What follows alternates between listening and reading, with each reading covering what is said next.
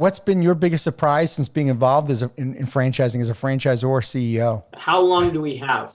It's not one. It's like Family Feud, top 3,000 answers on the board. And Right. let's go. I think one of the more interesting learnings that we found was just there's a certain fragility to it, right? Like you Hmm. can't be complacent in what you do, right? 2022 Q3, every single food cost in the industry rose, right? Chicken went way up, breading went way up, buns went up, shipping went up, everything went up. And all of a sudden you're like, I no longer have viable unit level economics until I get these things fixed, Hmm. right? So then you have to start to work with your suppliers to say, what are alternate specs look like? I'm not willing to take down quality because that's a long-term loss, but how do we get the food cost back down quickly, right?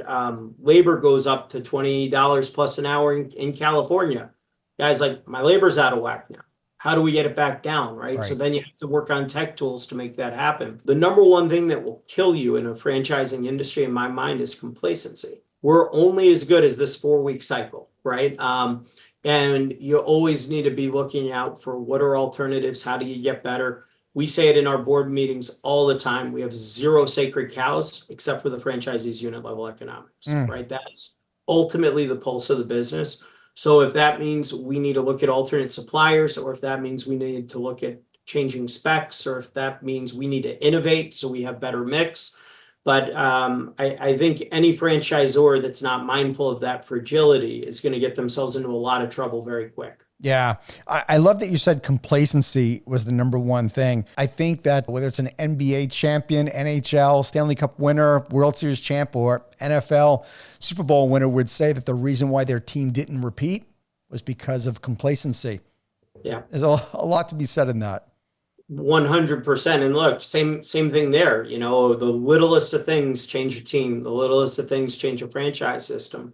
And then the other thing is, you know, every franchisee has a different reality, right? And you need to you cannot lead to a collective reality, Hmm. because if you lead to a collective reality, you're going to have some that are really, really happy and some aren't, right? And unfortunately, you don't get to pick which is going to be which, you know? Yeah. So you need to meet the franchisee where they stand, and the reality that they have and what's going on right now in their business and their unit. And you need to show compassion and grace while at the same time ensuring, you know, that there's compliance in the system. So it's those two things I think are the toughest parts of leading a franchise system. Yeah, it is definitely a balance. The franchise or franchisee relationship is tough to navigate for some people, and most people that go into franchising are new to franchising. They didn't have that experience, so they're taken back by this whole thing of this balance. It So creates challenges for people. the interesting thing here, though, is this is where coming from the beer business, the way I did set me up for this. Because in the beer business, every beer distributor in the United States, it's franchise law. Mm. The only difference is the brewer can't terminate a franchisee unless it's like crazy egregiousness, right?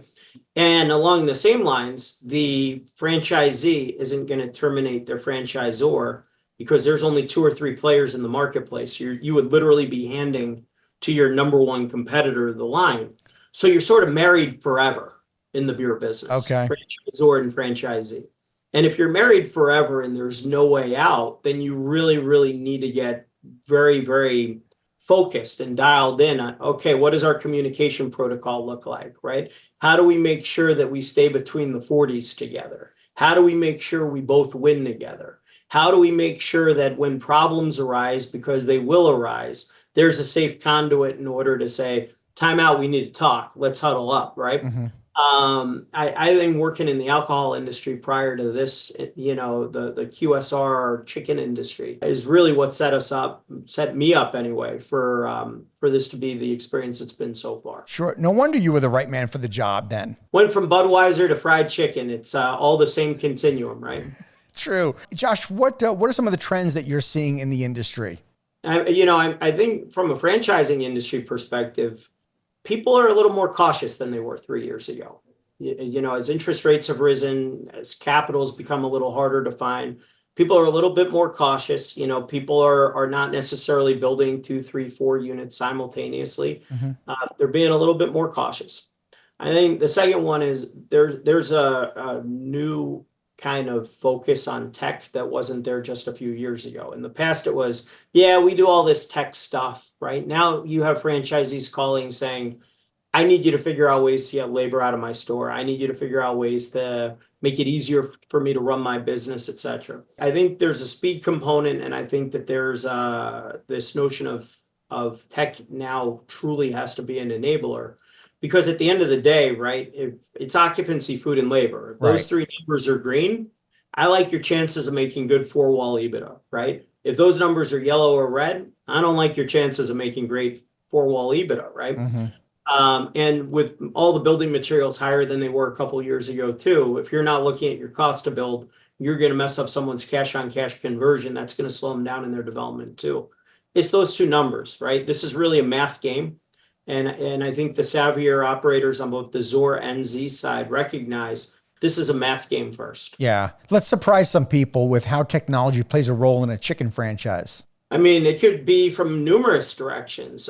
We just launched our first kiosk, for instance, because we wanted to be able to speed up a guest's possible interaction. And we know too that wherever there's a kiosk trades you up 100% of the time. Your worker behind the counter may not, right? Right. So kiosk would be an example. We're starting to look at drive-through tech tools as well. My dream would be for someone to enter the drive-through and you get here, welcome to Big Chicken Shack here. Can I take your order? It would be amazing.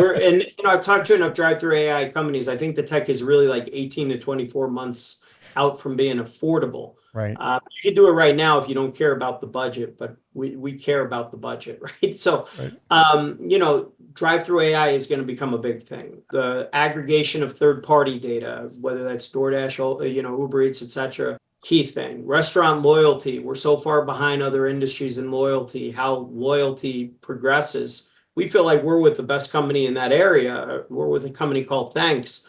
But I mean, the way Gen X, Gen Y, Gen Z, and Gen Alpha look at loyalty is so different. So, in people's mind, it's like, I come in, I get a sandwich, right? But the amount of technology behind that sandwich is phenomenal. Thank you for tuning into the Emerging Franchise Brands podcast. For additional insights, guest applications, and to stay connected, visit us at efbpodcast.com. The Emerging Franchise Brands podcast is for entertainment purposes only, and the views expressed do not necessarily represent those of Emerging Franchise Brands, its host Frank Fumey, or Emerging Franchise Group, LLC. Any discussed franchise or investment opportunity requires thorough investigation, obtaining proper disclosure documents, and expert consultation before making any investment decisions. The podcast and its host do not offer professional advice or endorsements, and they hold no responsibility for actions, representations, accuracy, or consequential damages related to the podcast content.